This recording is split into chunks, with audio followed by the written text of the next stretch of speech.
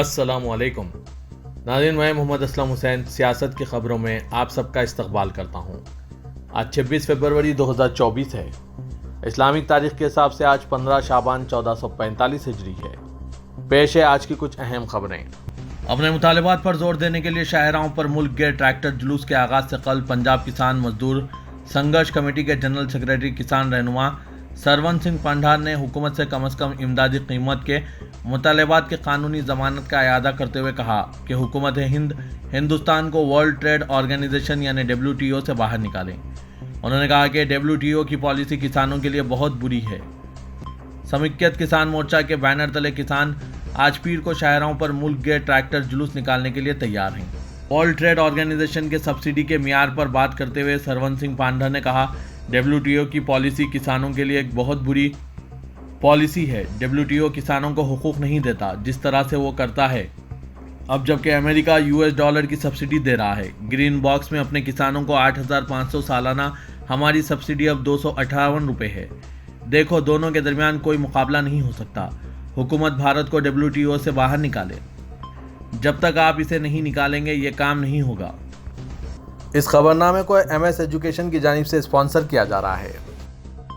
Join us for the Grand Annual Akhlaq Show 2024 from 27th February to 1st March at Lalita Kala Thoranam, Hyderabad. Be part of the celebration. MS Education Academy, preparing world-worthy individuals. Please click the link given in description for more details. वज़ीर-ए-आज़म नरेंद्र मोदी ने आज पीर की सुबह सावरकर को इनकी बरसी पर खिराज अक़ीदत पेश करते हुए कहा कि सावरकर की शराकतें हमारे मुल्क की तरक्की और खुशहाली के लिए जद्दोजहद करने के लिए एक तहरीक है। वज़ीर-ए-आज़म ने एक पोस्ट में कहा, वीर सावरकर को इनकी पुण्यतिथि पर खिराज अक़ीदत पेश करता हूँ। हिंदुस्तान हमेशा इनके बहादुर जज्बे और हमारे मुल्क की आज़ादी और सालिमियत के लिए गैर मुतज़लज़िल लगन को याद रखेगा। सोशल मीडिया प्लेटफॉर्म पर आज पीर की सुबह मोदी ने यह ट्वीट किया। दिल्ली के वज़ीर आला अरविंद केजरीवाल आज पीर के रोज इन्फोर्समेंट डायरेक्टरेट की तरफ से मुबैना एक्साइज पॉलिसी घोटाले केस के सिलसिले में जारी करदा 7वें समन को भी छोड़ दिया। आम आदमी पार्टी ज़राए ने बताया कि चीफ मिनिस्टर ED के पास नहीं जाएंगे क्योंकि मामला अदालत में ज़ेर गौर है और अगली समाअत 16 मार्च को है। हर रोज समन भेजने के बजाय इन्फोर्समेंट डायरेक्टरेट को अदालत के फैसले का इंतजार करना चाहिए। हम हिंदुस्तानी इत्तेहाद को नहीं छोड़ेंगे। आम आदमी पार्टी ज़राए ने यह बात बताई। गुज़िश्ता हफ्ते ED ने केजरीवाल को समन जारी किया था और इन्हें आज पीर को माली जांच एजेंसी के सामने हाजिर होने को कहा था। मुल्क भर के मुसलमानों ने आज रात शब बरात खुशू व खुजू के साथ मनाया है। ये एक अहम रात है जो इतवार को इस्लामी कैलेंडर के 8वें महीने शाबान की 14 और 15वीं रात को मनाया गया। दिल्ली की जामा मस्जिद के शाही इमाम सैयद अहमद बुखारी ने आज इतवार की शाम अज़ीमुश्शान मस्जिद के सहन में मुनक्किदा दस्तारबंदी तकरीब में अपने बेटे को अपना जानशीन करार दिया। यह तकरीब नमाज इशा के बाद मुनक्किद हुई, जिसमें अगले इमाम के सर पर दस्तारबंदी यानी पगड़ी बांधना शामिल है। सैयद अहमद बुखारी ने कहा है कि यह दुआ की रात है, ये गुनाहों से बख्शिश की रात है। सबको खामोशी से दुआ करनी चाहिए और बाद में सबको अपने अपने घरों को जाना चाहिए। दिल्ली के निज़ामुद्दीन दरगाह में भी शब बरात की तकरीबात मनाई गई। लोग बड़ी तादाद में दरगाह के अतराफ इबादतें करते देखे गए। दिल्ली पुलिस के एहलकारों ने शब बरात की तकरीबात के ज़िमन में अमन व अमान बरकरार रखने के लिए कौमी दारुलहुकूमत के आसपास मुख्तलिफ चेक पोस्ट कायम किए थे। लोकसभा इलेक्शन 2024 में बीजेपी तारीख रकम करने के मूड से उतर रही है। वज़ीर-ए-आज़म नरेंद्र मोदी ने बीजेपी को 370 सीट और NDA को 400 पार सीटें जीतने का नारा दिया है। हिंदुस्तानी सियासत में 400 पार सीटें इंदिरा गांधी के कत्ल के बाद महज एक बार ही कांग्रेस जीत सकी है और मुल्क में मुसलसिल 3 बार इलेक्शन जीतकर वज़ीर-ए-आज़म बनने की तारीख भी पंडित जवाहरलाल नेहरू के नाम दर्ज है। अब वज़ीर-ए-आज़म मोदी ने इख्तिदार की हैट्रिक लगाने और 400 पार सीटें जीतने का हदफ रखा है, जिसे पूरा करने के लिए हर मुमकिन कोशिश हो रही है। बीजेपी जनूबी हिंदुस्तान और मुस्लिम अक्सरियती सीटों पर जीत दर्ज किए अपने मुकर्ररा हदफ को पूरा नहीं कर सकी है, जिसके लिए रास्त तौर पर साधने के बजाय साइलेंट या खुफिया मुस्लिम प्लान बनाया गया है। मुल्क में मुसलमानों की आबादी तकरीबन 15% है, लेकिन वो 5 डजन से ज़्यादा लोकसभा सीटों पर जीत और हार का फैसला करते हैं। इसके अलावा 3 डजन नशीतों पर इनका अहम किरदार है। ऐसे में मुस्लिम वोटों की सियासी अहमियत को समझते हुए सियासी पार्टियां इन्हें अपनी तरफ लाने की कोशिश कर रही है। बीजेपी हिंदुत्व के एजेंडे पर इंतखाबी बिसात बिछाने में मसरूफ है, जिसकी वजह से मुसलमानों के वोटरों को बराह रास्त अपनी तरफ लाने की कोशिश करने के बजाय वो अपने इत्तेहादी साथियों के जरिए सियासी ताना बाना बुन रही है। यही वजह है कि बीजेपी ने इन पार्टियों को भी अपने अलायंस में शामिल किया है। बीजेपी का मुस्लिम वोटरों के लिए खुफिया प्लान है। नीतीश, अजीत और जयंत को अहम जिम्मेदारी सौंपी गई है। महाराष्ट्र में मराठा रिजर्वेशन के लिए जद्दोजहद में मसरूफ मनोज जरंगे ने जालना के अंद्रावाली सराटी में 1 घंटे से ज्यादा तकरीर के आखिर में यह कहकर महाराष्ट्र की सियासत में हंगामा बर्पा कर दिया कि नायब वज़ीर आला देवेंद्र फडणवीस इनके खिलाफ साजिश रच रहे हैं और इन्हें कत्ल करवा देना चाहते हैं। इसके साथ ही उन्होंने मुंबई मार्च करने और नायब वज़ीर आला के सरकारी बंगले सागर के बाहर धरने पर बैठने का ऐलान किया। मनोज जरंगे तकरीर के दौरान अचानक भड़क उठे और कहा कि देवेंद्र फडणवीस को मेरी बलि चाहिए, इसलिए मैं सागर बंगला जा रहा हूं। रास्ते में मर जाऊं तो सागर बंगले तक पहुंचा देना। इनके इस अचानक ऐलान से हंगामा मच गया। मराठी अखबार सकाल के नुमाइंदे संदीप कापड़े की रिपोर्ट के मुताबिक ये ऐलान करने के बाद मनोज जलसगाह से ही मुंबई के लिए निकल पड़े। इनके हामियों ने बड़ी मुश्किल से इन्हें रोका। बताया जा रहा है कि वो पीर यानी आज मुंबई के लिए रवाना हो रहे हैं। शरंगेजी और मुसलमानों के खिलाफ जहर उगलने वाला रियासत तेलंगाना के बीजेपी रुकने असेंबली राजा सिंह मुंबई की मीरा रोड इलाके में मुनक्किद की गई शोभा यात्रा में एक मरतबा फिर अपने खिताब में जहर अफशानी की है। एक मखसूस फिरके को निशाना बनाया। मीरा रोड इलाका जहां गुज़िश्ता माह राम मंदिर की इफ्तिताई तकरीब के दौरान फिरकावाराना तशद्दुद फूट पड़ा था। तशद्दुद के बाद इस इलाके को पुलिस छावनी में तब्दील किया गया था। मुंबई से मुतसिल मीरा रोड पर तेलंगाना बीजेपी के हल्के असेंबली गोशा महल के रुकने असेंबली मलून राजा सिंह हिंदू जन आक्रोश मोर्चे में शामिल हुआ। इस मोर्चे को छत्रपति शिवाजी महाराज की जयंती के मौके पर मीरा भाईंदर इलाके की BJP member assembly Geeta Jain की तरफ से मुनक्किद किया गया। इस दौरान बड़ी तादाद में भगवा झंडों के साथ अफराद मौजूद थे। मोर्चा खत्म होने के बाद राजा सिंह ने ओवैसी पर जमकर निशाना साधा। राजा सिंह ने कहा कि जब ओवैसी के भाई 15 मिनट वाला बयान देता है तो इन्हें भी 5 मिनट वाला बयान देना पड़ा। जो जिस जबान में समझता है मैं इन्हें इसी जबान में समझाऊंगा। कुछ लोग महाराष्ट्र का माहौल खराब कर रहे हैं, हिंदुओं के मोर्चे पर पत्थरबाजी कर रहे हैं, लेकिन इनके खिलाफ कुछ नहीं होता। राजा सिंह ने जहर अफशानी करते हुए कहा कि आज मीरा रोड आया हूं यह बताने के लिए मैं माहौल खराब नहीं करना चाहता कि मुल्क में लव जिहाद और लैंड जिहाद नहीं चलेगा। ओवैसी पार्लियामेंट में बोलता है कि बाबरी मस्जिद अब भी जिंदा है, तो उन्हें और इनके जैसे लीडरान को इनकी जबान में समझाऊंगा। मीरा रोड के प्रोग्राम को रोकने की कोशिश हुई, इसलिए हमें बॉम्बे हाईकोर्ट का दरवाजा खटखटाना पड़ा।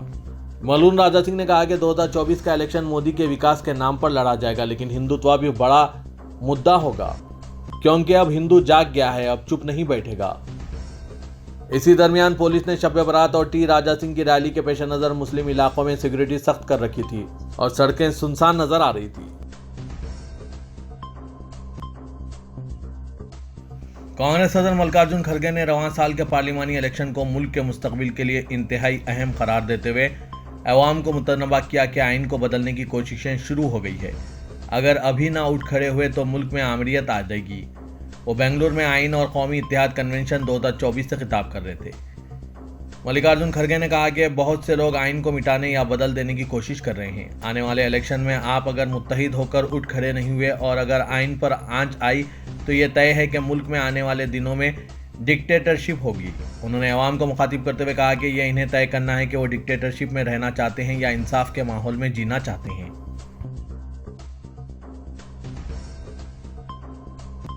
वज़ीर-ए-आज़म नरेंद्र मोदी ने द्वारका के दौरे के मौके पर हजारों करोड़ के तरक्याती प्रोजेक्ट का इफ्तिताह करते हुए खुद सताइश की और कहा कि मेरी गारंटी वहां से शुरू होती है जहां उम्मीद खत्म हो जाती है। द्वारका में बहरे अरब के साहिल पर लुत्फ लेने और ज़ेर-ए-आब पूजा के बाद वज़ीर-ए-आज़म नरेंद्र मोदी ने द्वारका में 4150 करोड़ रुपए से ज़्यादा के तरक्याती प्रोजेक्ट का संग बुनियाद रखा। उन्होंने अपनी सताइश खुद की है और कहा कि मेरी गारंटी वहां शुरू होती है जहां उम्मीद खत्म होती है।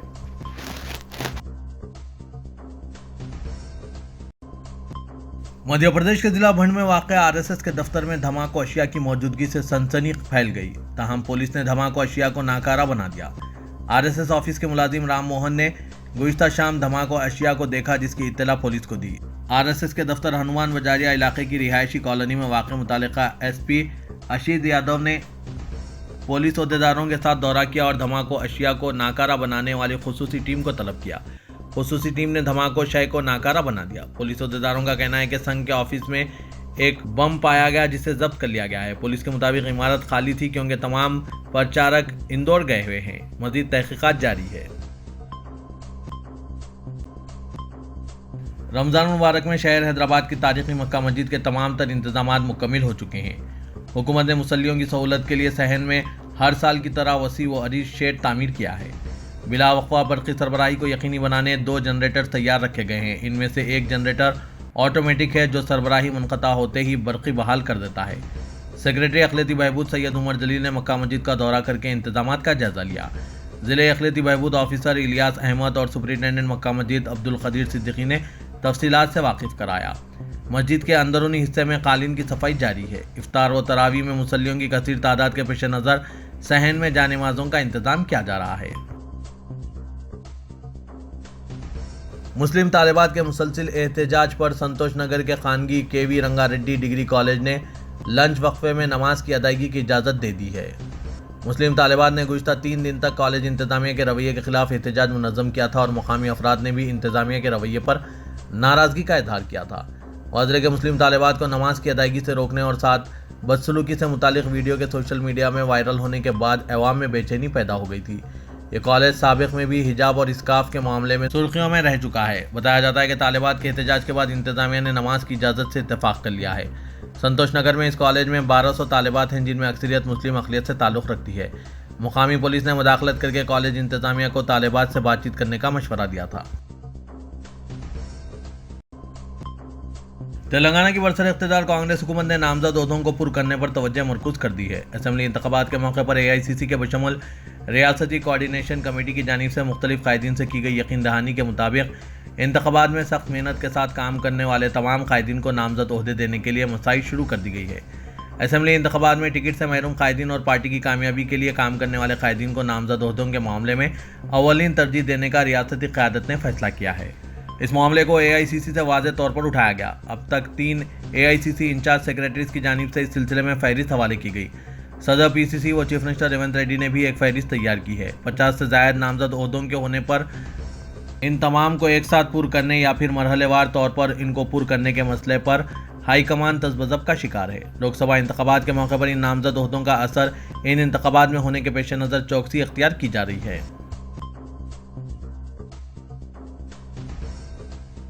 बीजेपी के रियासती सदर व मरकजी वजीर किशन रेड्डी ने कहा है कि लोकसभा इंतखाबात अप्रैल के पहले हफ्ते में होंगे। उन्होंने मेदक जिले के तूपरान में पार्टी की विजय संकल्प यात्रा से खिताब करते हुए दावा किया कि बीजेपी रियासत की तमाम 17 लोकसभा नशिस्तों पर कामयाबी हासिल करेगी।